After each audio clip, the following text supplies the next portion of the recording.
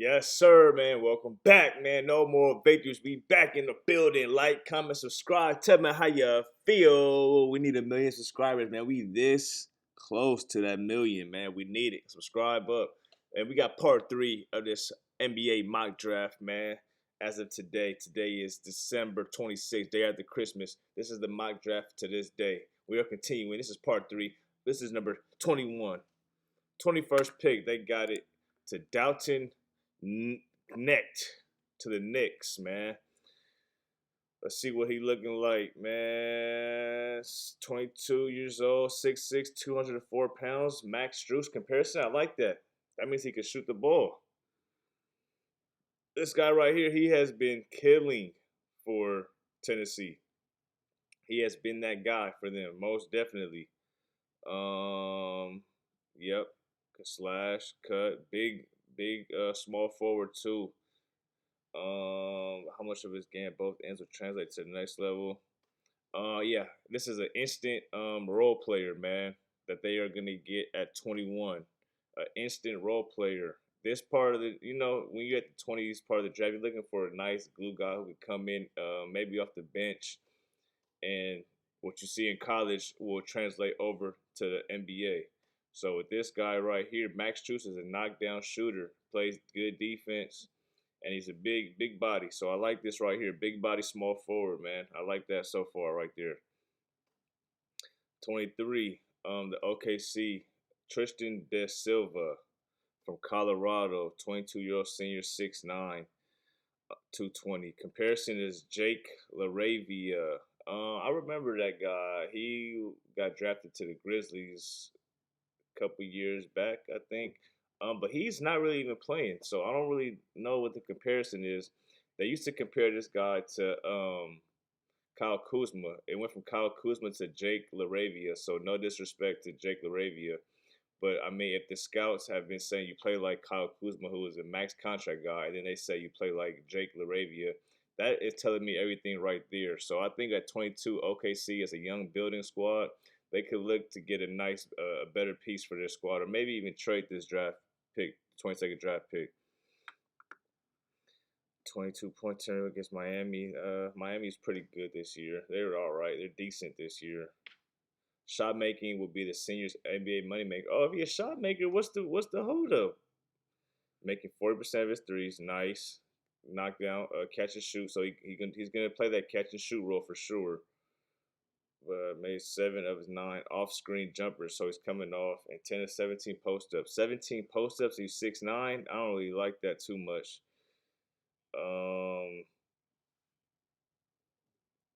I think he should be posting up more. I mean, if you're shooting better than 50% posting up, I think you should get to that some more. He's averaging a career best three assists. I don't like how they always say age is a factor, bro. If I'm ready to play right now, I'm ready to play. And you're looking for a role player at this position. You're looking for a role player or maybe a young talent you can see that you could develop. But he clearly is a guy that's ready to play. But I don't know if I would draft him right here to the OKC. Knockdown shooter, yes. I could see him more on the lower ceiling because, like I said, went from Kyle Kuzma to Jake LaRavia. No disrespect to Jake LaRavia, but if you back end of the draft, I'm looking for a role player, man. That I know what he does. He's shown what he does, and I could put him in that position to do what he does. You know what I'm saying? So 23, Bobby Clintman to the Magic. Another overseas guy. Okay, 6'8", 225, DeAndre Hunter comparison. I like DeAndre Hunter, man. Nice 3-and-D guy. But DeAndre Hunter, remember, he was a five top 5 draft pick at his time. So let's not think about that too much, man. 6'8", 225. That's solid, man. Bobby Clintman. He trades productive weeks with quiet ones, so he's not consistent. Inconsistency is a big thing, man. If you can't do it night in and night out at a lower level than the NBA, it's gonna be hard for you to come in and consistently do it for 82 games at the highest level. That's me saying that. So let's top top scout in the game. Me, I'm saying that he's hit 23s in 17 games while showing some comfort level, attacking closeouts and scoring on the move in the lane. A lack of consistent touches, so he's not even getting the ball too much. What they're saying, he needs a good point guard on the squad. And the Magic, they're a little in and out of the point guard situation. They got all young guards who are all ready to score. So that'll be that. That's the team to watch out for. And Bobby Clement, I don't know too much about the overseas game. His upside pops the most in transition, where he's comfortable, live, dribble passer, and currently 7 of 7 converting himself as a ball handler. What does that mean? And currently 7 of 7 converting himself as a ball handler. Bankable NBA skill. If he's skeptical about his NBA skill, why is he first round? That makes no sense. There's so many players in the NBA in the G League. I mean, whatever playing overseas, other leagues, high school kids, college, NBL, all that. I don't know why if they see something in him, then see something in him. Don't say he's not gonna do this because he doesn't do this. A potential shot maker. Does he do it or does he not do it? Potential shot maker. 23s in 17 games. That's a 3 a game. Let's go to the next one, man. To the Hawks, they got Trevon Brazil. Okay. 6'10", sophomore. Okay. And this is where my trouble comes in right here is the comparison, right? Thomas Bryant. I'm not really trying to draft Thomas Bryant in the first round. When he was coming out the league, he's not a first round guy I would see. I'm looking. No disrespect, but I would be looking over a Thomas Bryant to see what else I could go find and really use and really put my scouts to work, bro. These scouts really need to get to work. There's so many players playing at all levels. Why would I go and draft Thomas Bryant in the first round? No disrespect to Thomas Bryant, but that doesn't make any sense why I would draft him in the first round. Has some disappointing offensive games and trouble generating his own scoring chances. 6'10", so I mean, guaranteed coming off the bench. Now he needs to find a role. Playing mostly a spot up role. So he can shoot. His production is bound to fluctuate, but it's also still athletic 6'10" forward with elite finish potential and 3-point range. Well, if he can finish and he can shoot, then yes, I like that. I don't know why he has a Thomas Bryant comparison if he could shoot and he could finish around the rim. Is it Thomas Bryant right now? I'm not sure what they're seeing in Thomas Bryant from Trevon Brazil, but I don't see, just off the writing, I don't see anything that's Thomas Bryant. The vision of high upside come and go, and a role player outcomes clearly. Yes, if you're in the 20s, you're gonna be a role player. I mean, that's your starting role to be a role player. You're not coming in to be that guy. So if I'm drafting 21st right here or 24th, I'm looking for a role player to come in and play a specific role. I'm not looking for a guy to come in and be that guy when I have superstars already on this team. The Hawks, Trae Young, can he play with Trae Young if he's still there? That's what it's all about. Can he complement Trae Young? Come on, man. They're doing too much, man. Next, the Denver Nuggets. Ajay Mitchell from Santa Barbara. Okay. Shout out to the small school. See, the scouts went and go look and found somebody. Point guard. Ooh, 6'5" point guard, 190. No comparison. I got to do some research on him. 6'5", 190. He has a knack for getting to spots and crafty finishing. Okay. Limited athletic ability. Yes, it's not always about being the most athletic. Can you get to your spots on the court? Can you guard your position? Come on, man. Can you knock down your wide open shots, your threes? That is, come on. They always think it's about being the fastest. Everybody isn't the fastest, bro. Everybody isn't trying to play super fast John Wall. Come on. Look at the players like Luka. Look at even a Kyle Anderson, bro. He's still in the league. It's not always about running the fastest. It's about playing at your own pace and not being shaken off your own pace. So shout out to AJ Mitchell, man. The recent success of slower behind the rim. Thank you. I didn't even look at this and I just seen it. Come on.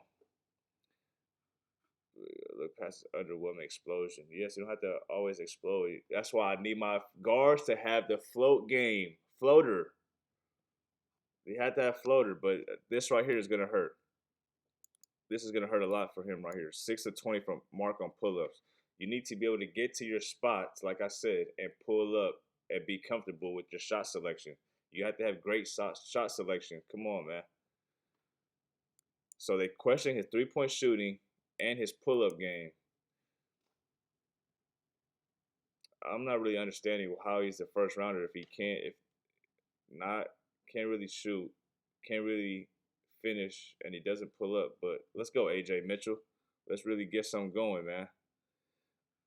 Okay, still one team free to put Stockton measures consistent success using change of speed direct. Yes, use it. Yes, you go at your own pace, as you can see from that last paragraph. Go at your own pace. So this is like I said, I'm not gonna say for, I'm not gonna keep saying it for everybody, but yes, this is a guy who'll be coming off the bench, of course. What's this guy's name? Next guy, Oso Ighodaro to the Pacers. Okay, I seen him play a little bit in Marquette and in high school a little bit. Center, he's not gonna play center in the NBA if he gets there. He's not a center in the NBA. I've seen him. He's more of the outside type of guy. 6'11", 225. Brandon Clark comparison from Gonzaga that plays on the Grizzlies now. That could be a fair comparison. I had to see. Brandon Clark was a monster on the boards in college, like, and he was a post up finishing all that. So I don't really see the explosive finishes and explosive attacks from Oso. He's more of a in the paint kind of guy. He'll play some sturdy defense too. This guy right here will also. Let's see what they're saying about though a non-shooter with limited shot blocking. Already, come on, what? You're 7 feet, non-shooter, and limited shot blocking. What I keep saying, if you're 7 feet, 6'11", you have to be able to protect the rim, bro. Put your hands up. What that wingspan talk about, man? They're saying he's an outlier. Okay, well somebody needs. This is a guy. This is a guy who a team would take a chance on. He's a riskier pick. It sounds like consecutive 20-point games. Nice, I like that. Signature one-handed touch on floaters and hooks. Oh, okay. He got the touch around the basket. Yeah, this is what I'm about to say. NBA coaches figure to be in this ball moving short roll. Short roll game is what I see. Just the ah ah. I can see that floater finish or swing it to the shooter in the corner. I can see that. I can see that. Backup center. Maybe third string center type guy. I wouldn't. First round is tough for him. Next, we got Wooga Poplar, man. I like Miami, man. I like the Hurricanes, but it hasn't been a good season for him, man. This ain't the Sixers gonna get him, so he'll be a backup to Tyrese Maxey, 6'5", 197. It's a big guard, big point shooting guard. I don't see shooting guard. I see point guard in him. I don't see too much shooting guard. In for Miami for college, he's playing shooting guard because they have a point guard who gets all the shots and has a high usage rate. But this guy right here is going to have to be a point guard coming into the league. Through 10 games, 51% on 5 3-pointer attempts. So that's pretty solid. It looks more like a Jim and Needle improvement rather than just a hot shooting streak. Yes. And he is very athletic. This guy, right? I like Wooga Poplar, man, especially last year what he was showing in the tournament. But this is a new year. Miami's been not that good this year, and your best player has a lot to do with that, man. So I could see him being a solid backup point guard for sure. Both could be enough for him to overcome his limitations as a guard creator. Okay, as a guard creator. That's a funny terminology. The guard creator. Why did I just say a creator? As a playmaker. What is a guard creator? Listen to me. Not these mock drafts, man. I'm telling y'all, man. Next, we got Justin Edwards to the Milwaukee Bucks. This guy, at one point was a top 5, top 3 pick. He has fell off a lot. I think his game is more so to do with playing in the open court, not the half court college offense, but not really consistent finishing and not really consistent shooting the ball. He's been slipping a lot. 6'8", 203-pound freshman. Comparison to Olivier Maxence Prosper. I think that was a first round draft pick last year. Yeah, 25% from three as a shooting guard, small forward. That's not gonna cut it in this NBA today, man. That's not gonna cut it today. Uh, point 0.9 assists. He reminds me of Amir Coffey from the Clippers, man. That plays for the Clippers. Struggled. I thought this right here is what I thought was his strong point coming into college, and NBA scouts love was is able to play in transition, but it's saying he is struggling mightily to finish plays in transition. That's a big throw off, because that's what he came in for. He was a running the offense type of guy, running, let's run. Let me hit the open man. Let me dunk on somebody. That was his game. But I wouldn't draft him first round right now, unfortunately. For me, there's a lot of guys who I could put at this spot right here especially to the Bucks who need a player who could come in and be a nice player off the bench for them that could complement their big four: Greek, Dame, Brooke, Chris Middleton, if he's still there. So I don't think he fits a role for them, but maybe another team for sure. Let's go to the next one, y'all. 29, Tyrese Proctor. Um, this is another kid I don't really see too much upside in. He hasn't really even been doing too much at the college level for me to say he's right here. Um, just for me, I'm gonna throw in the guy right here for the Boston Celtics to take. I'm gonna say Ray J. Dennis from Baylor. I like him right here. But let's get back to Tyrese Proctor. What is he? 6'5", 183 compares to Shake Milton. I don't know if I would want to try to draft Shake Milton first round to the Celtics. Looking back, probably Shake Milton probably would have been a later pick in this draft or something. But I don't want no disrespect. I don't want Shake Milton when I could go and take a risk or a chance or do some better scouting and find a guy who fits a role that I actually will need. Because Tyrese Proctor, I don't know if he fits right here. I don't even think he's the best guard. They had Jared McCain on his team. I think he's a better guard than him. Could shoot way better. But let's see what he brings. What they're saying he brings. Let's see what they say Tyrese Proctor brings to an NBA team. First sentences like this is tough. Words like underwhelming, like against quality opponents. Like for me, I can only base how good you are off of playing against good or great teams that college considers. Like I don't need for instance, if you're Duke, I don't need you having a bad game against North Carolina, Baylor, Villanovas, and I don't and then you go and kill against Edwardsville or something.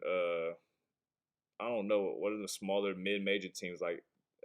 I can't give you too much credit for having great games against lower competition, but then when it gets to higher competition or where you're at, if you're here and they're here with you, I need you to play up here.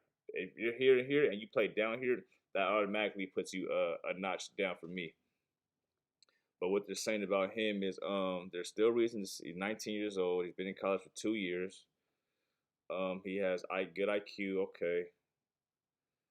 Yeah, I just don't see it with him. And to close out the first round, let's see who we got to close out the first round. To the Timberwolves, Baba Miller, 19-year-old, 6'11". Okay, Jonathan Isaac comparison. I do not like Jonathan Isaac, so that would automatically throw me off because Jonathan Isaac, his ceiling was supposed to be way up here, and he hasn't reached where he's supposed to be at all. He hasn't even touched where he's supposed to be.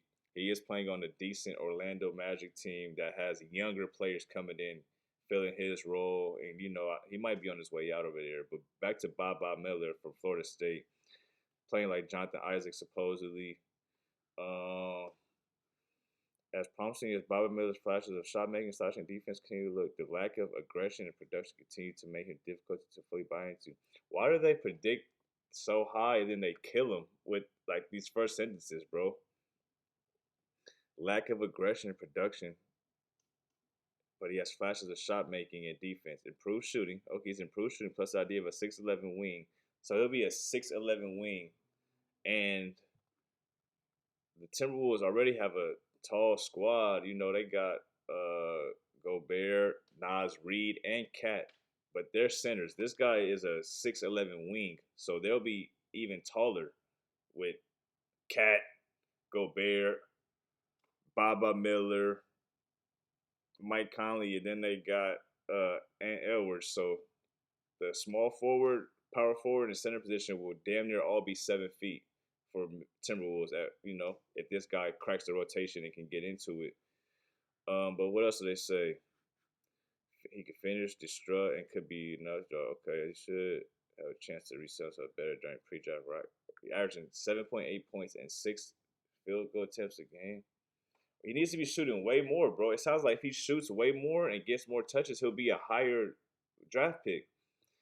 But and if they're saying haven't been raising scouts' confidence, yeah, you need to get if the scouts' confidence isn't up, that means your confidence isn't up, bro. So you need to get come on, man, be a big dog in there, man.